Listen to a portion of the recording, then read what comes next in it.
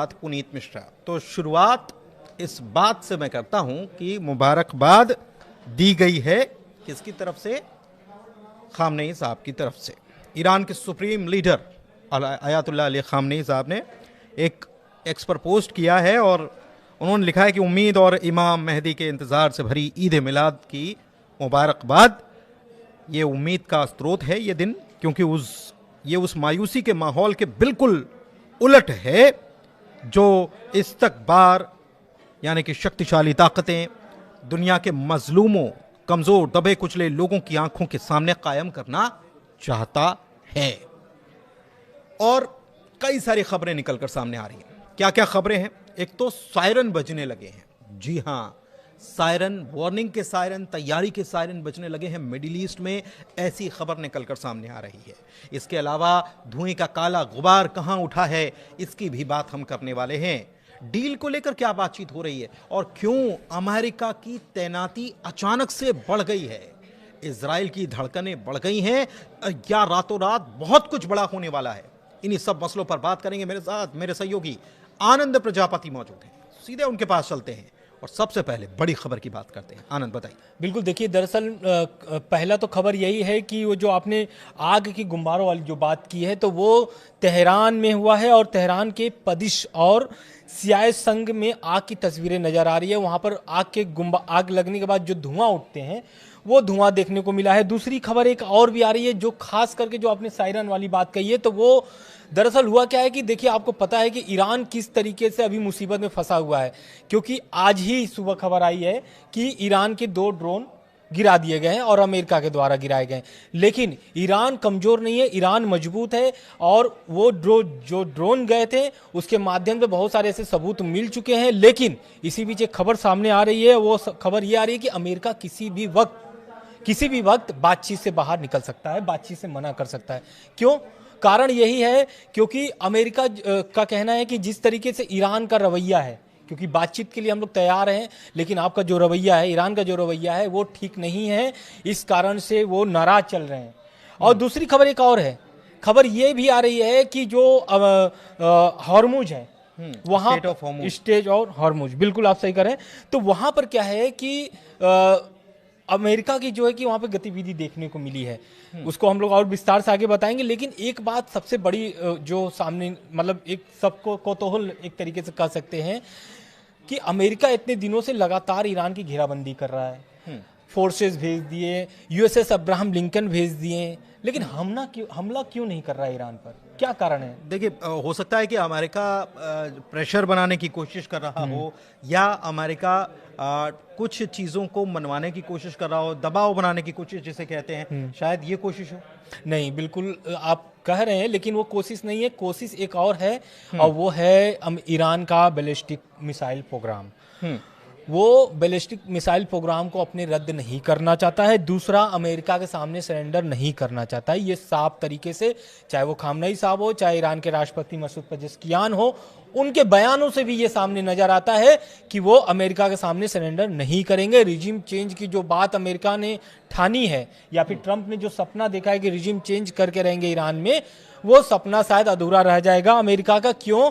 क्योंकि ballistic missile programme जो है ईरान का, आपको भी पता है कि कौन कौन से बैलिस्टिक मिसाइलें हैं उनके पास, ईरान के पास, और उनकी यही ताकत है ईरान की, जिसे वो रद्द नहीं करना चाहेंगे। दूसरी बात, बातचीत में वो जो ईरान ने अपनी शर्तें रखे हैं, उन शर्तों से पीछे हटने वाले नहीं हैं।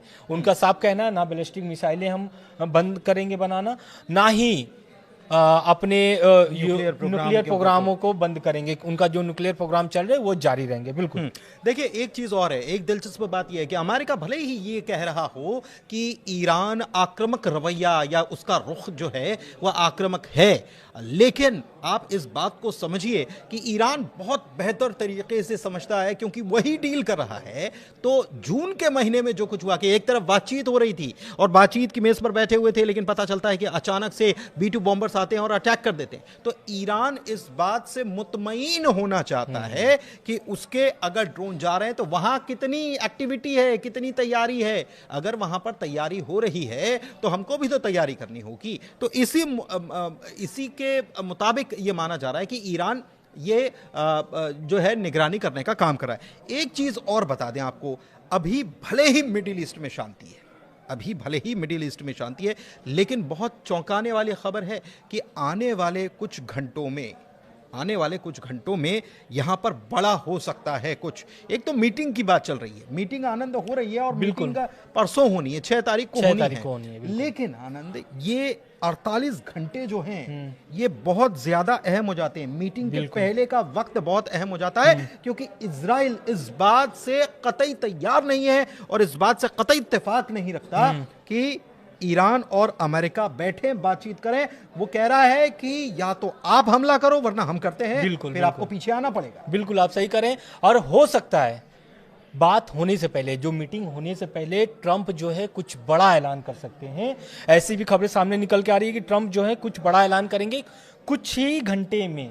हो सकता है कुछ ही घंटे में कर दे, या फिर 48 घंटे का जो आप समय बता रहे हो उसके कुछ घंटे पहले ये कर सकते हैं। दूसरी बात, ईरान और अमेरिका के बीच जो बातचीत होगी वो फुल स्केल पर होगी। फुल स्केल मतलब जो ईरान अपनी शर्तें लेकर के जाएगा या फिर अमेरिका जो अपनी शर्तें लेके जाएंगे वो लोग, वो पूरी शर्तों पर बातचीत होगी। और ईरान जो साफ कर अपना शर्त जो मनवाना चाहता है ईरान से, यही कारण है कि पिछली बार की भी जो बातचीत थी वो असफल रही थी। लेकिन इस बार की जो फुल स्केल वाली जो बात है, तो उसमें क्या है कि कोई भी छोटी मोटी डील नहीं होनी है। जो भी डील होगी वो अंतरिम डील नहीं होगी, और अगर होगी तो पूरी बातचीत के साथ होगी, और इसमें कोई भी मिडिल ईस्ट के कोई भी देश शामिल नहीं होंगे। अच्छा, लेकिन एक चीज है, डील की बात हो रही है, जगह की बात हो रही है कि इस्तांबुल में तुर्की जाएंगे, इस्तांबुल में होगी, फिर कह दिया गया कि ओमान में होंगी। अभी तक देखिए, ये दिलचस्प बात है कि एक तरफ अमेरिका और ईरान के बीच ये खबर आती है कि इस्तांबुल में मीटिंग करने वाले हैं, फिर ये खबर निकलकर सामने आती है कि इस्तांबुल में नहीं, हम चाहते हैं कि ओमान में मीटिंग हो। लेकिन ओमान में होगी या इस्तांबुल में होगी, इसको लेकर अभी कोई खबर इस पर मुहर नहीं। तो ये मीटिंग होगी कि नहीं होगी, इसके ऊपर मीटिंग होनी है, क्योंकि कुछ सोर्सेज जो है वो बता रहे हैं कि जो मीटिंग थी 6 फरवरी को ईरान और अमेरिका के साथ इस्तांबुल में, तुर्की में, वो अब शिफ्ट होकर के उसी तारीख को ओमान में होने वाली है। अमेरिका राजी हो गया इसके लिए? अब इसके लिए ये सोर्सेस क्लियर नहीं किए, लेकिन जो सोर्स सामने आ रहा है वो सामने आ गया है कि हाँ, जो शेड्यूल है वो शिफ्ट हो चुका है तुर्की से ओमान। लेकिन इसके बीच एक और बड़ी खबर आ रही है, वो आ रही है कि बातचीत के बीच अमेरिकी की मिडिल ईस्ट में जो तैनाती है, अमेरिका जो फोर्सेस वहां पे बढ़ा रहे हैं, उसकी तैनाती बढ़ते हुए दिखाई दे रही है वहां पर। और खबर ये भी है कि अमेरिकी जो एयरफोर्स का E11A मिडिल ईस्ट में नजर आया है। ये बहुत ही चिंताजनक विषय है, क्योंकि ये ईरान के लिए बहुत महत्वपूर्ण है। महत्वपूर्ण इसलिए भी है क्योंकि ईरान, देखिए, भले ड्रोन अपना भेज करके वो पता, जाहिर सी बात है, आपने जैसा कहा कि ईरान भी पता लगाना चाहता था कि अमेरिका जो ताकत लेके आया वो उसकी ताकत भांपने के लिए वो ड्रोन भेजा था, और उसकी वो ताकत भांप भी लिया है।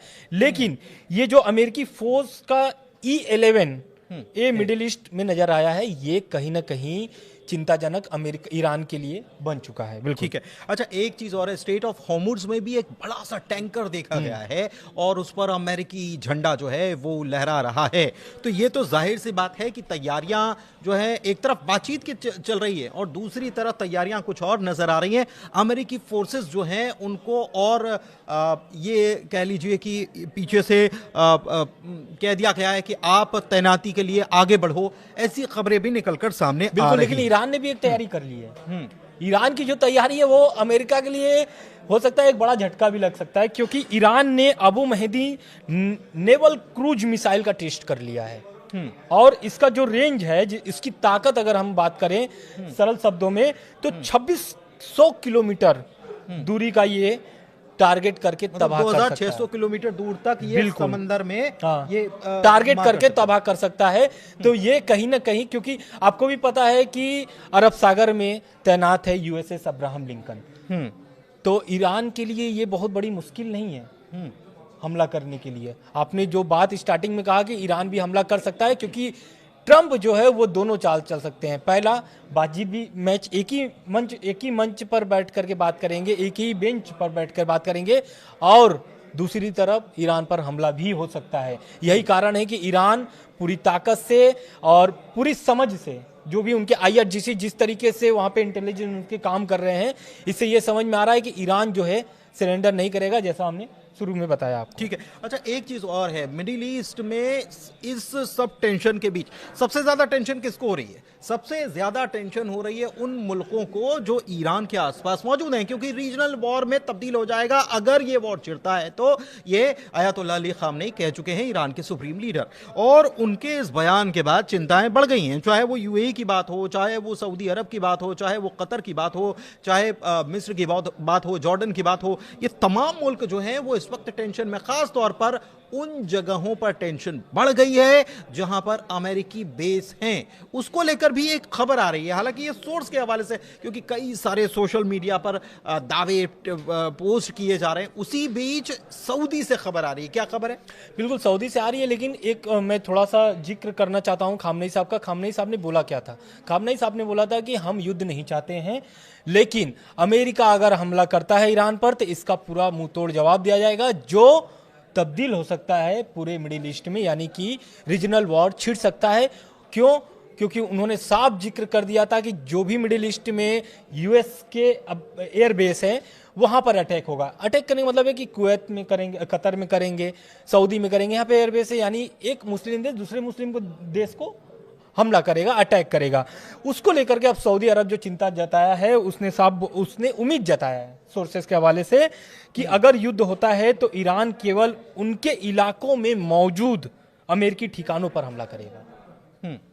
मतलब कि सऊदी एकदम साफ बोल दिया है कि ऐसा नहीं है कि आप हमला करोगे और हमारी भी उसमें क्षति हो, वो इस युद्ध में शामिल होना नहीं चाहता है। मतलब उन्होंने एक प्रकार कह दिया है कि हम न्यूट्रल रहेंगे, हम इसके हिस्से नहीं हैं। हाँ। अगर देखिए, ये हम कोट नहीं कर रहे हैं, ये सोर्सेस के हवाले से आपको बता रहे हैं, क्योंकि सऊदी को लेकर बीच में भी खबर सामने आई थी कि सऊदी ने कुछ और कहा था एक मीटिंग जो हुई थी उसमें।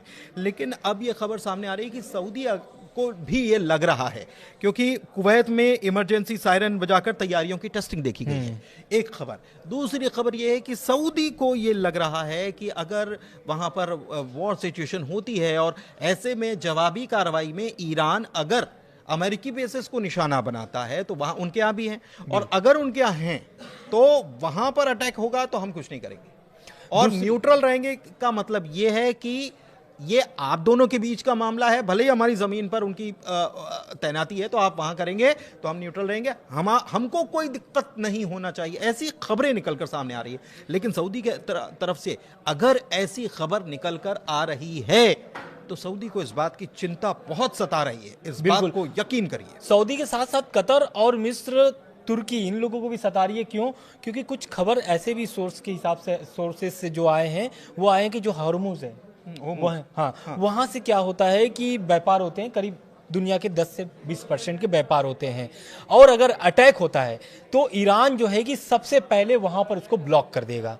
ब्लॉक कैसे करेगा? क्योंकि वही जगह पर ईरान अभी 2 दिन पहले 1 और 2 फरवरी को युद्ध अभ्यास कर रहा था। ये बड़ी बात है ना? ये बड़ी बात। तो ये कहीं ना कहीं सऊदी, कतर, तुर्की, मिस्र, जितने भी मिडिल ईस्ट के देश जो उस रास्ते से व्यापार करते हैं, उनके लिए ये सबसे बड़ी चिंता है। वो उसके अलावा यूरोप के देश भी हैं, बिल्कुल उनके लिए भी चिंता है। और एक तरफ देखिए, ये घेराबंदी इसको कह सकते हैं हम, आप स्टेट ऑफ हॉर्मुज की बात बता रहे हैं। दूसरी तरफ अगर रेड सी की तरफ जाते हैं तो वहां पर भी हूती जो है उन्होंने तैयारी कर दी है, और माना जा रहा है कि वहां पर भी उस रास्ते को ब्लॉक।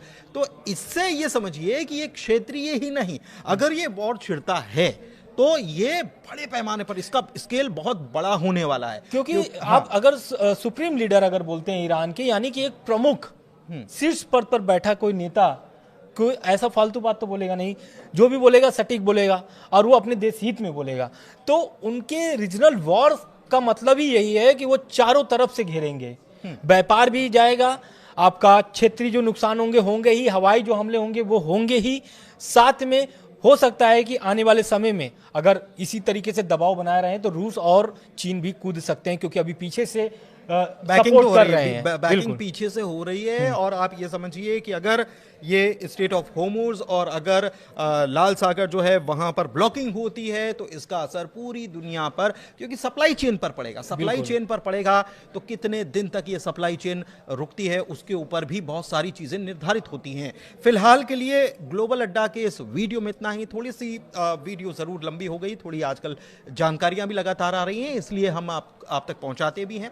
फिलहाल ग्लोबल अड्डा में इतना ही। अपना प्यार देते रहिए। वीडियो कैसा लगा ये बताते रहिए। बहुत शुक्रिया। शुक्रिया।